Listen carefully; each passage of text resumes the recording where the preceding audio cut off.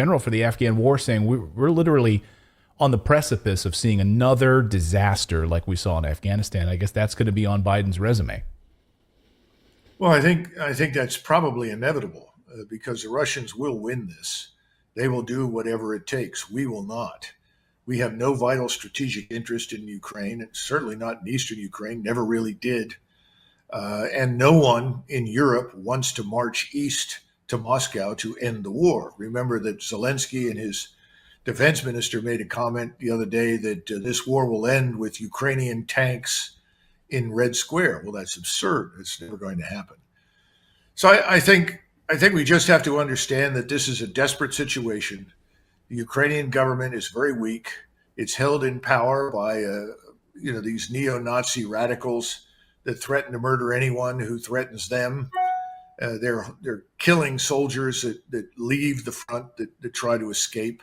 They're filling the ranks with old men, women, young boys. This is insanity. That's where we are.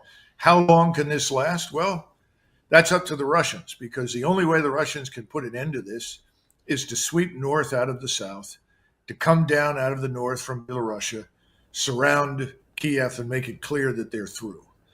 That's what the Russians ultimately have to do. If they don't do that, this thing will just drag on. We'll continue to send things, and they'll continue to kill Ukrainians until there are almost none left. And remember that all the Ukrainian refugees that you talk to in Western Europe, there are perhaps 8 or 9 million of them. There are another 2 million inside Russia. They all say the same thing. We'll never go back. So they're not coming back.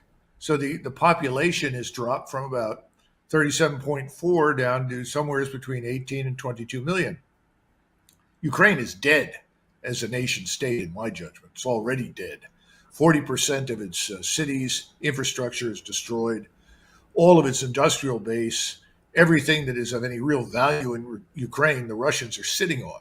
And that's traditionally been Russian, and the people who live there are Russian. That's the whole point.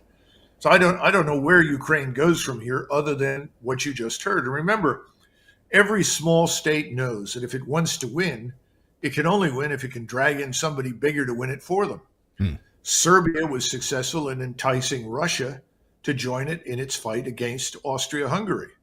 That of course, precipitates World War I.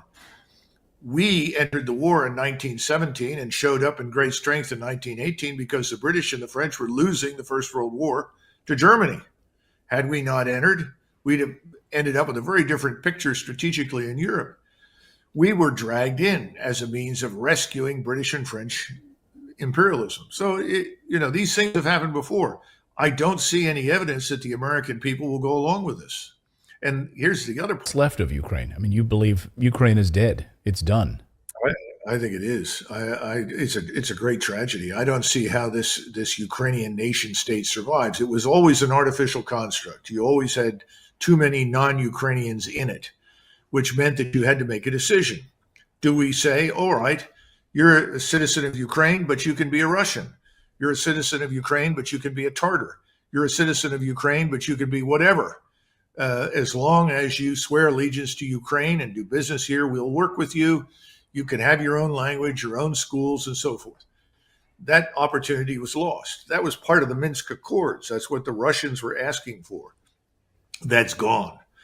So the area that the Russians are sitting on will never be turned back to the Ukrainians. The Russians will never leave that. That's part of Russia.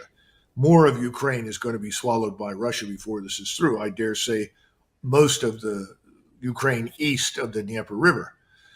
But the Russians also know that Odessa and Kharkov are two Russian-speaking cities. They were never Ukrainian. They were always Russian. I'm sure they're going to insist on those. The real question is, what do you do with the rest of Ukraine, the western part of Ukraine, which really is Ukrainian, not partially Ukrainian, not Russified or anything else, really is Ukrainian? I don't know. I mean, the Poles all already seem to aspire to acquire it as part of the restoration of the great Polish-Lithuanian Empire.